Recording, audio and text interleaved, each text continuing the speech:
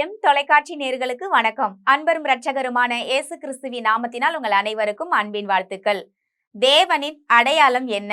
அதற்கான ஒரு வேத வசனம் உபாகமம் 34:12. கர்த்தரை முகமுகமாய் அறிந்த மோசேயை போல ஒரு தீர்க்கதரிசியும் இஸ்ரவேலில் அப்புறம் எழும்பினதில்லை என்று விளங்கும். கர்த்தரை முகமுகமாய் சந்தித்த ஒரு மனுஷன் யாருன்னு கேட்டீங்கன்னா பழைய ஏற்பாட்டுல மோசே. அந்த மோசே முகமுகமாய் சந்தித்தார் அப்படின்னா ஃபேஸ் டு ஃபேஸ் அப்படி சந்திக்கிறதா அர்த்தம் கிடையாது. கடவுள் முதல்ல எங்கங்க முச்செடியில தானங்க அவர் தரிசனமானார். முச்செடியில பாருங்க, வேதத்தை வாசிச்சு பாருங்க, அந்த இடத்துல அக்கினி தான் முதல்ல பார்த்தது. அந்த அக்கினி எழும்பும் பொழுது முச்செடி எரிய ஆரம்பிச்சிருச்சு. அந்த அக்கினியில தேவன் பேசுவதை தான் நாம் அந்த வேதத்துல வாசிக்கும் பொழுது பார்க்கிறோம். அப்போ பேசும்போது ஒரு மனுஷனுடைய குணம் அங்க தெரியும், அவருடைய இருதயம் என்னன்றதும் தெரியும். இன்னைக்கு உங்களையும் என்னையும் எப்படி அடையாளம் கண்டுபிடிக்க முடியும்? முகத்தை பார்த்து தான் கண்டுபிடிக்க முடியும் இல்லைங்களா? உங்க பேரை வச்சு அடையாளம் கண்டுபிடிக்க முடியும். பேரை வச்சு கூட அடையாளம் கண்டுபிடிக்க முடியாதுங்க. ஒரே பேர்ல இன்னைக்கு ஏகப்பட்ட பேர் இருக்காங்க. ஆனா முகத்தை வைத்து தான் அடையாளம் கண்டுபிடிக்க முடியும். இன்றைக்கு உலகத்துல அடையாளம் காண்பதற்கு மனிதனுடைய முகம். ஆனா பரலோகத்துக்கு போகும்போது அடையாளம் என்ன நினைக்கிறீங்க?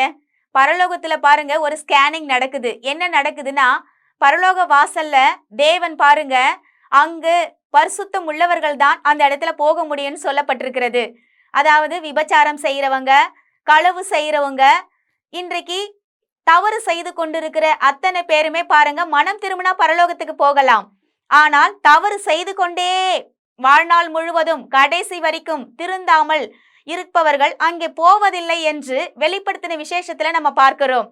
அப்போ ஒரு மனிதன் பார்க்க வேண்டும் என்றால் அடையாளம் காணணும்னா அங்க முகத்தை பார்க்க வேண்டும். பரலோகத்திற்கு எது தேவையா இருக்குதுன்னு சொன்னா மனுஷனுடைய இருதயம். அப்படிதான் மோசே பாருங்க, தேவனுடைய முகமுகமாய் சந்தித்தார் என்றால் தேவனுடைய குணம் என்ன, அவருடைய புலம்பல் என்ன, அவருடைய அக்கறை என்ன, அவருடைய குண அதிசயங்களை அறிந்தவர் தான் மோசே. இன்றைக்கு நம்ம எதை வச்சு அடையாளம் கண்டுபிடிக்கிறோன்னா, ஒரு முகத்தை பார்த்து பாருங்க நல்லவர்னு கணக்கு போட்டுறோம். ஆனா அவருடைய இருதயம் எப்படி இருக்குன்னு சொல்லி பார்க்க வேண்டும். உங்களை நீங்கள் அடையாளம் காணணுங்க. ஒவ்வொரு நாளும் நம் இருதயத்தை பரிசோதிக்க வேண்டும். நாம் எந்த நிலையில இருக்கிறோம், எப்படிப்பட்ட செயல்களை செய்கிறோம். ஒரு மனுஷனை நல்லவன் நம்புறதுக்கு எது அடையாளமா இருக்குன்னு நினைக்கிறீங்க? அவர் சொல்லுகிற வார்த்தையை நிறைவேற்றாரா, அவருடைய சொல்லுக்கும் செயலுக்கும் சம்பந்தம் இருக்கிறதா என்றுதான் ஒரு மனிதனை நாம் எடை போடுகிறோம். அப்படிதான் தேவன் சொன்னதை செய்யும் அளவும் கைவிட மாட்டேன் என்று யாக்கோபுக்கு சொன்னார். ஆனால் செய்தாரா? கண்டிப்பாக செய்தார். அப்படிதான் தேவனை முகமுகமாக மோசே சந்தித்தார். சொன்னா அவர் செய்வார். அவர் இரக்கமுள்ள தேவன். அவரை பற்றி குணாதிசயங்களை நன்கு அறிந்தவன் தான் மோசே. இன்றைக்கு நீங்களும் நானும் தேவனுடைய குணம் எப்படி, அவருடைய சாயல் எப்படி என்று நாம் அறிந்து கொள்ள வேண்டும்.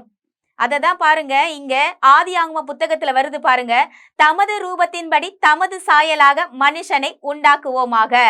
தமது ரூபம் தமது சாயல் என்றால் தேவனுடைய நல்ல குணங்களின்படிதான் மனிதனை உண்டாக்கி இருக்கிறார். ஆனால் அதன்படி வாழ பாருங்க கடவுள் உதவி செய்ய இன்றைக்கு பரிசுத்த ஆவியானவரையும் நம்ம கிட்ட அனுப்பியிருக்காருங்க. இன்றைக்கு நம்ம தான் உதவி கேட்காம என்ன பண்றோம்னா, நம்மளுடைய சுய முயற்சியிலேயே வாழ்ந்துகிட்டு இருக்கோம். சுய முயற்சியை என்னைக்கும் விட்டுவிட சொல்லல தேவன். ஆனாலும் தேவனுடைய அரவணைப்பும் அன்பும் தேவனுடைய உதவியும் தினம்தோறும் நம்ம நாட வேண்டும். காலையில எழும்பி இந்த நாள் நல்ல நாளாக அமைய ஆவியானவரே எங்க கூட வந்து நீங்க செயல்படுங்க, எங்களை மறைத்து நீங்க வெளிப்படுங்கன்னு சொல்லி கேக்குறீங்களா? இந்த நாட்கள்ல இருந்து நம்ம கேட்கணும். ஏன்னா ஒவ்வொரு நாளும் பாருங்க போனா திரும்பி வராது. அந்த திரும்பி வராத நாட்களை தேவனுக்கென்று நம் கணக்கு கொடுக்கிற நாட்கள் இருக்குதுங்க. கடைசி நாள்ல தேவன் வந்து கேட்பாராம், நான் கொடுத்த நாட்கள், நான் கொடுத்த வாழ்க்கையை நீ என்ன செய்து கொண்டிருந்தன்னு சொல்லி. அதற்கு உதாரணமா தான் நம்ம பார்க்கிறோம். அவர் பாருங்க ஒருவனுக்கு 1 தாலந்துகளை கொடுக்கிறார், 2 தாலந்துகளை கொடுக்கிறார். இப்படி தாலந்துகளை பயன்படுத்தினவருக்கு தான் தேவன் பாருங்க அதிக தாலந்துகளை கொடுத்து அவர் பாருங்க புகழுகிறார். ஆனா தாளந்தை ஒரே ஒரு தாளந்தை கொடுத்திருக்கீங்க, நான் பத்திரமா வச்சுக்கிறேன்னு சொன்ன மனுஷனை என்ன சொல்றாருன்னா, நீ எதுக்குமே லாய்க்கு இல்லைன்னு சொல்லி அந்த தாளந்தையும் பிடுங்கி விடுகிறார். தேவன் ஒருவேளை உங்களுக்கு என்ன திறமையை கொடுத்திருக்காரோ, எந்த வாழ்க்கையை கொடுத்திருக்காரோ அதை நீங்க பயன்படுத்த பாருங்க. பயன்படுத்தாம என் வாழ்க்கை இதை விட பெட்டரா இல்லையேன்னு சொல்லி சோர்ந்து போயிடாதீங்க. சோர்ந்து போகாமல் பாருங்க, நீங்க நன்மை செய்யன்னு சொல்லி கடவுள் சொல்லியிருக்காரு. ஒருவேளை நன்மை செஞ்சு செஞ்சு சோர்ந்து போயிட்டீங்களா? இல்ல.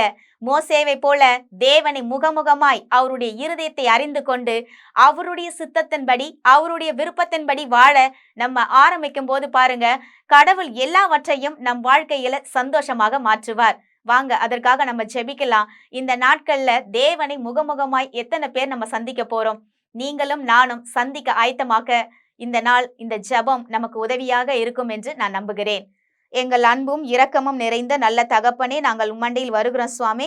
மோசேக்கு மாத்திரமல்ல, ஒவ்வொரு நாளும் நீர் எங்களுக்கும் பிரத்யட்சமாய் எங்களுக்கு நீர் பேசுகிற தேவன், முகமுகமாய் நீர் சந்திக்கிற தேவன். மனிதனோ முகத்தை பார்க்கிறான், தேவன் இருதயத்தை பார்க்கிறேன் என்று நீ சொல்லியிருக்கிறீங்கப்பா. இருதயத்தை பார்க்கிற தேவன் ஒவ்வொரு மனிதனுடைய இருதயம் எப்படி, அவன் உள்ளான விதத்தில் அவன் உண்மை உள்ளவனாக இருக்கிறானா என்று நீர் சொல்லியிருக்கிறீர் தகப்பனே. இதோ ஒருவனாகினும் இருக்கிறானா என் ஊழியத்தை செய்ய உண்மை உள்ளவன் என்று நீர் பரலோகத்தில் இருந்து ஒவ்வொரு மனிதனையும் கண்ணோக்கி இருக்கிறீர் சுவாமி. ஆனால் ஒரு மனிதனும் அழிந்து போகக்கூடாது என்பதுதான் உம்முடைய திட்டமாய் இருக்கிறது. அதற்காக உம்முடைய சேவையை செய்ய ஆண்டவரே, யாரெல்லாம் இந்த உலகத்துல வேலை செய்யறாங்களோ, யாரெல்லாம் தேவனுடைய சித்தத்தின்படி வாழ வேண்டும், நான் தேவனுக்கு உண்மையாக இருக்கிறேன் என்று அவருடைய ஆண்டவரே உள்ளான மனிதனிடத்துல உண்மை உள்ள ஒரு வாழ்க்கை வாழ்றாங்களோ, அவங்களுக்கு நீங்க எசப்பா உதவி செய்து கொண்டிருக்கீங்க. ஆனா உண்மை இல்லாத வாழ்கிற மக்களுக்கும் நீங்க உதவி செய்யும்படியாக இந்த வேலையில நாங்க செபிக்கிறோம்ப்பா. நாங்கள் உண்மையா இருக்க நாங்கள் வேண்டுகிறோம், ஆனாலும் எங்களால இருக்க முடியல. ஆண்டவரே, பரிசுத்த ஆவியானவரே எங்களுக்கு உதவி செய்யும். தேச்சலவாளனே நீங்க வாங்கப்பான்னு சொல்லி பரிசுத்த ஆவியானவரை எங்க அழைக்கிறாங்களோ அங்க வந்து நான் கிரிய செய்வேன்னு சொல்லி என்கிட்ட சொன்னீங்களேப்பா. நீங்க மனுஷனுக்கு உதவி செய்வதற்காகவே இந்த பூமியில வந்தீங்கப்பா. நீங்க உதவி செய்யுங்க, அவங்கள பலப்படுத்துங்க, அவங்களுடைய தீமையான காரியத்தை விலக்கி அவர்களை நன்மையான மனிதனாக மாற்றி மற்றவர்களுக்கு பிரயோஜனமான ஒரு வாழ்வை தந்து வழி நடத்தும்படியாக நாங்கள் வேண்டிக் கொள்ளுகிறோம். இயேசுவின் மூலம் ஜெபிக்கிறோம் நல்ல தகப்பனே, ஆமேன். கர்த்தர் நம் அனைவரையும் ஆசிர்வதிப்பாராக. God bless you.